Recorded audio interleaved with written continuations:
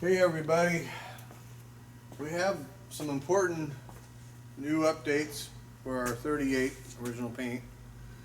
So we're going to show you some pictures of when the purchaser that I bought the bike from, his name's George, he wanted to keep it kind of on the QT, but his name's George, that's the guy I got the bike from. And anyhow, so we've got some pictures that have come to light when he purchased the machine. I know the machine came from Dennis Hines, and I've recently been in touch with a guy who's really good friends with Dennis, and it was there when Dennis bought the machine. Very important information. So the guy who was there tells me that it had oil-soaked cloth covering the bike, which perfectly explains why all the chrome went poof, because oil-soaked cloth holds in any condensation. You can't escape. And I know it came from Connecticut. So all the chrome went poof. It's amazing the paint survived, but the chrome went zing off the machine. So we're going to take the little camera here and show you what we found out. We're going to go take a look at the computer here at the photos that I've saved. This is the bike when George bought it. You can see it had a chrome headlight on it at the time, and the tanks have been repainted. You can see that the fender's there. So, taking a look here.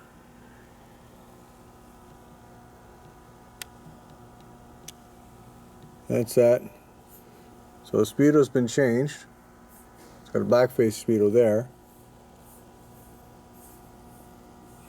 You can still see the same spotlights. There's the tank's got a big heart on it. And different air cleaner. See the air cleaner? Let's take a look at the one it came with.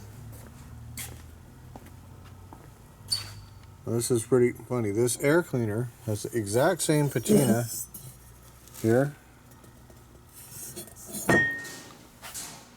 as this running light here. You follow? There's the original dash, which I would assume at this point, I always wonder why this dash still had good chrome and the other chrome didn't. So I would say the dash had been replaced at one point in time. And here's our left tank here, and you can see they're the same patina here on the shift gate. Perfectly matching those three pieces. So those pieces came from somewhere else. And and the horn. See the horn? All same patina. Came from somewhere else.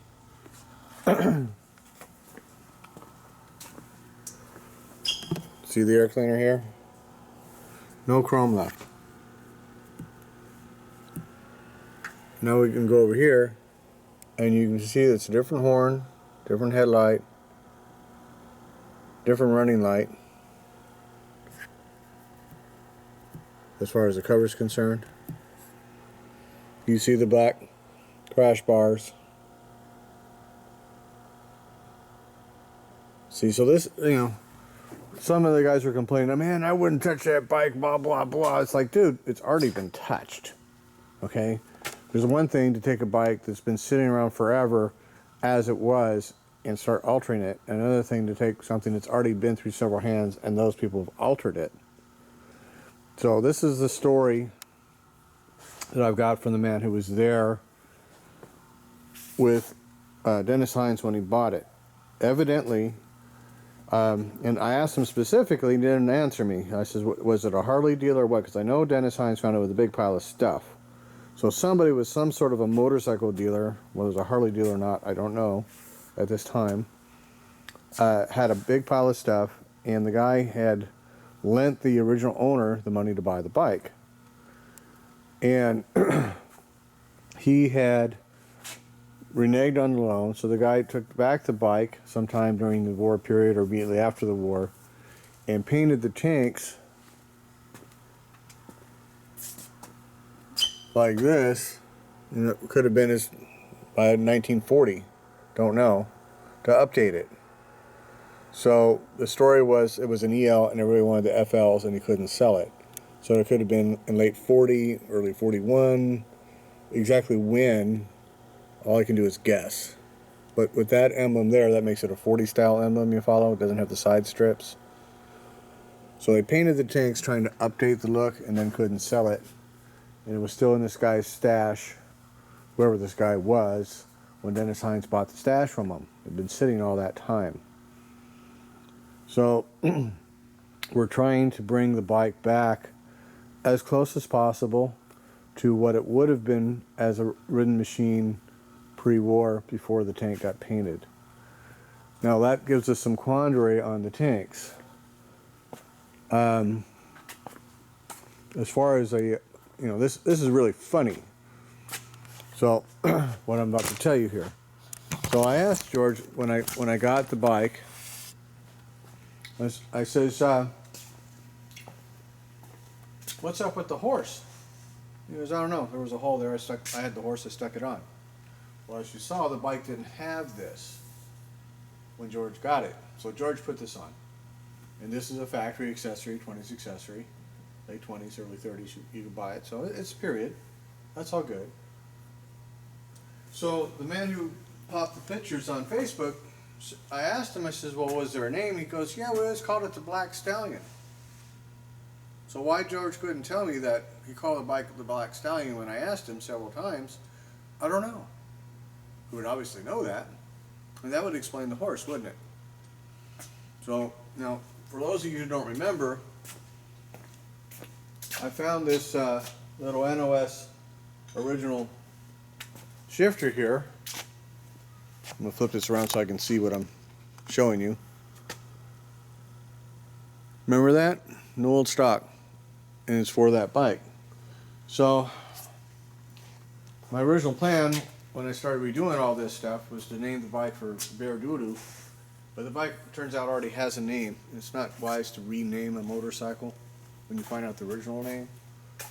So if Dennis Hines ever called it something, I can find out, then that would be the bike's name. But George had it for at least 10 years and called it the Black Stallion. So I'm going to have to find another bike to name for my Bear Doodoo. But for right now, we're going to have to call this bike the Black Stallion because that's the name unless we find out an earlier name. The original name, if I could ever find out from the original owner, would be the correct name for this bike. Don't rename a motorcycle. That's bad, in my opinion. So again, we're trying to bring it back as close as we can to how it might have looked back in the day when it was ridden. That's why we found this beautiful seat. That's why we put it in the chrome package back on. And things are kind of stuck right now, which is why I've been making too many videos. So we're trying to give everybody an update on what's going on with the motorcycles and that sort of stuff. So I don't quite have all the stuff for the original chrome package. We're working on it. We've got some of it. We've got most of it. So we'll do as close as we can and make this machine as correct as we can, as nice as we can. But this bike deserves to be back how it was. So, and that to me is part of the fun. That's how it is. So, when it gets done, or if it gets done, the concept is to try and do it. So I will do the best I can to make this motorcycle right. And what I do, as I do, I'll put here on the YouTube for everybody to see. So now let's go back to the tanks. Now, these tanks have become a quandary. So what I'm going to have to do at some point in time when I have a little bit more money is find out, there's a way to get a tool that tells you when stuff come out of the gun. So when I called George up, I says, "Hey man, what's up with the tanks?" He says, "Oh, I think we just kind of repainted them. I had a whole bunch of decals, NOS." I says, "Dude, you're going to tell me you had late 38 only decals, NOS?" He says, "I had a bunch of that stuff." I said, "Okay." In the 80s, we had a problem with this stuff lifting and coming apart. Magical has brown primer. magically you can see all the little dents and all the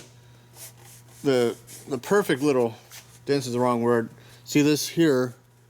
If it comes up on camera, that's the actual pressing. When they press the steel, it has no wear. Like, this is a high mile bike from indications. So the speedo was changed, so it was blown. So George put that speedo on. This is a high mile motorcycle. So how many miles? Who knows? But it ain't no 4,000 or 5,000 mile bike. How come there's no wear on this? On both sides of the tank. So I don't know what these are. They're certainly original. They're certainly very nice. Whether it was just a touch up here, or George is not remembering, or he's not telling me, I don't know. See if I can get this on camera or not. Probably not. I'd need a flashlight behind it, but it's got beautiful parkerizing inside. They're like new. I mean, I've had a lot of bikes, and trying to get bikes that were kept in such a way that all the chrome went poof, that magic of the tanks didn't get rotted. That's pretty fucking hard to do, man. But it could happen, you know. I mean, the gas could have went wet and gelled and got all gooey up in here, and somehow the parkerizing, you know, stayed. I mean, it's possible, but we don't know at this point. So these tanks are beautiful. They're like, oh my god, beautiful. So whether the originals from the machine or actual new old stock tanks, as I was thinking, we'll have to make a judgment call later time. I need to get a special tool that'll tell me exactly when this paint came out of the gun. That's in the future. I don't have the money for that now. But at some point in time, we will absolutely have to have it. But here's the thing. Today, people are making all kinds of fake this and fake that and fake this and fake that. When this bike came around from Dennis, I heard of the sale through the rumor vine that somebody went and got Dennis's bike, because I'd heard about Dennis's bike. So people talk. But it might have got sold for somewhere between 10 and 20 grand. So the price I heard was $12,000. Whether that's correct or not, I don't know. But even if it was 20 grand or even 30 grand, who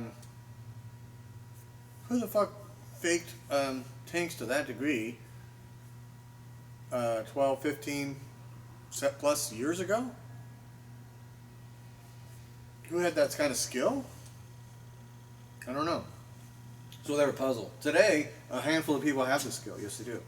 Back then, we didn't know how thick the paint was. We didn't even care. It's just, oh yeah, it's an old bike. Didn't even care. So this bike is, the more I learn about it, the more of an enigma it is in some aspects. And that's okay. That's part of learning about the actual machine and its history, its real history. Remember, this is what the channel has become. We're looking for the real history, the lost history of Harley Davidson. That includes the specific machine we're talking about. Because everybody finds a bike and they look the other way and go, oh man, that's just the way I found it, and it's magically perfectly fucking correct. It's like, really? Wow. You sure find a lot of magically perfectly correct bikes. That's pretty fucking impressive. They almost never come that way. They got changed, and they got changed when Harley made them because they often ran out of parts, especially the post-war stuff. Immediately 46 and 47, they didn't have the stuff, so they put on this or that, as we've shown you through the invoices and the documentation. So pre-war, they would have certainly had the stuff, but you know, I mean, this bike was made in 1938. Okay, so that's 60, 75, 8 years old. This motorcycle is 78 years old. I'd be lucky to make it to 78. The bike certainly has. So everything is on hold. I've got to get my act together and get everything we have in a lot more safer situation. So it's on hold. I haven't touched this bike ever since I broke my hand and our bear doodoo's gone. And that's put me into a little head spin there. So she's on hold, but that's the update we have. Let's take a look at our photos again. We're going to go back over them. But they're important. This is the history of the bike. Thank goodness somebody was nice enough, his name's Dennis, to actually post them on Facebook for me.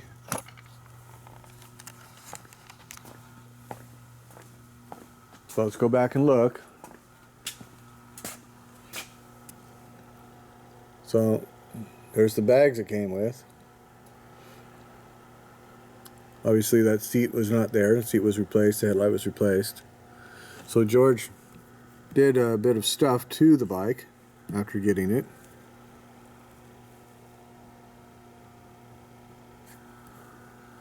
That's okay, I'm doing some stuff to the bike after I got it. But see, you can totally see the age of the tanks in the picture. Even though it's not the best quality, you can see the age of the tanks. And Dennis says, man, I could have swore them things had a repair, but he didn't do all that. He just worked on it a little bit. But there's the machine, and I don't know if you can pick it up on the camera or not, but I can see that the wheels that are on it are the same wheels there. So Dennis replaced the wheels.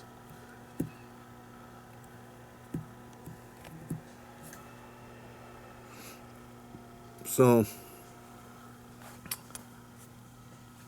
that's that. So we're going to give a real up close look at the paint for everybody.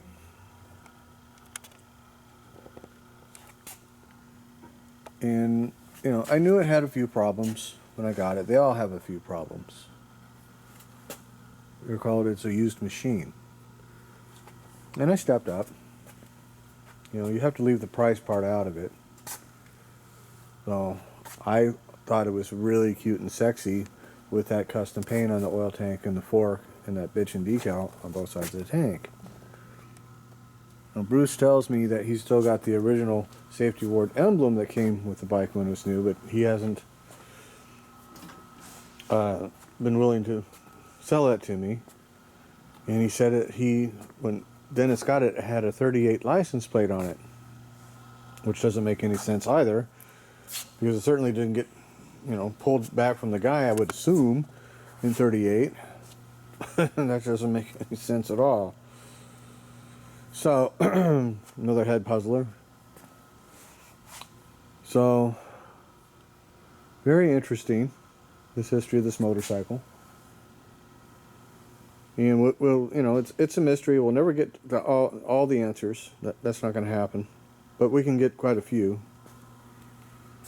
And we can certainly, you know, the chrome package was obvious. So we can try and put that back as close as possible. And try and make this bike as right and happy as possible. So again, here's our original front crash bar. Just to remind you. Crash bar on the right, you can totally see what's left of the chrome. I mean, that's what happened to all the chrome. It got stored under that oil-soaked cloth, if you will, and that just ruins anything under it. It just holds the moisture in. So it's amazing the paint stayed as nice as it is. So, how many miles are on it?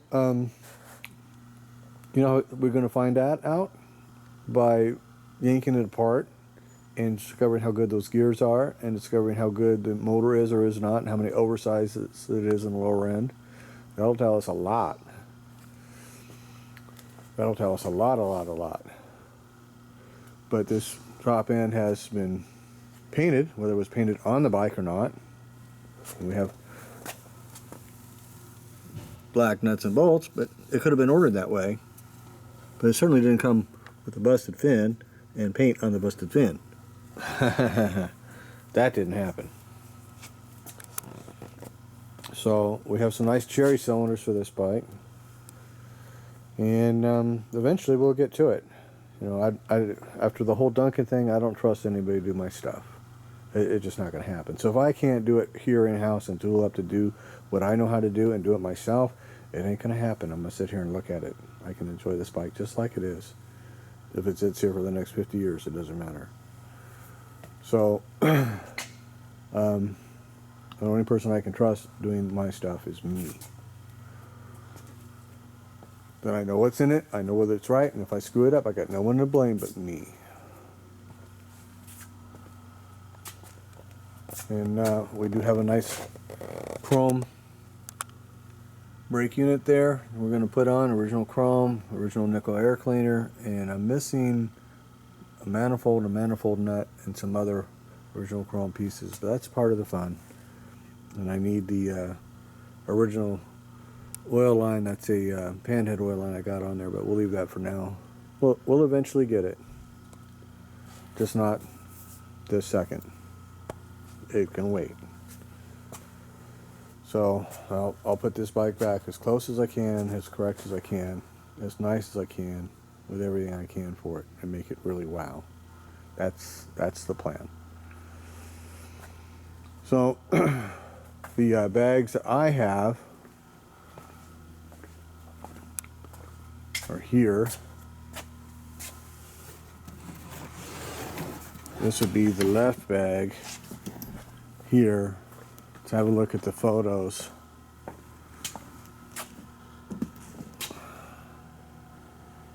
That's that bag there, and that is this bag here.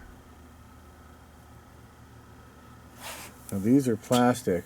Now, I just put up on Instagram from the 47 catalog that they offered this stuff post-war in plastic. So this is the post-war Chingaderas, and they've been on there a long time. But you still could have bought this stuff then, in the bags and everything, right from Harley, not a problem. So my guess is this is probably the bags, and they have been cleaned up and altered a little bit, and straps have been replaced, new concho have been put up here, that sort of stuff. So it's been altered, but they're probably the same bags. Now whether they came with the bike or Dennis put them on, we'll never know. But they're a bit rougher than the seat, so I need to find a better set of bags that match the seat. It'll show up. I'm not worried about it. All in good time, my friends, all in good time. So I just wanted to give an update on this beautiful bike and what we've discovered about this machine and where we're at. And for those of you who don't recall, see, this here is a Dash 47 accessory kit, so you can upgrade your generator for more lights. This came out in 47. That's why it's doing this later Knucklehead little trip here. And some of the wiring has been altered and changed and updated. So who did that, what, and where, and when? You know, there's too many hands, too many years. So I'm going to try to put it back as close as I can. So your 38 wiring would have all been this. Here, no clips anywhere. So we'll do what we can and make it as bitchin' as we can, and keep everybody updated as we do it. See you guys on the next video, and any comments, please direct them at me. Any questions, and if you know of any goodies, let me know. Bye-bye.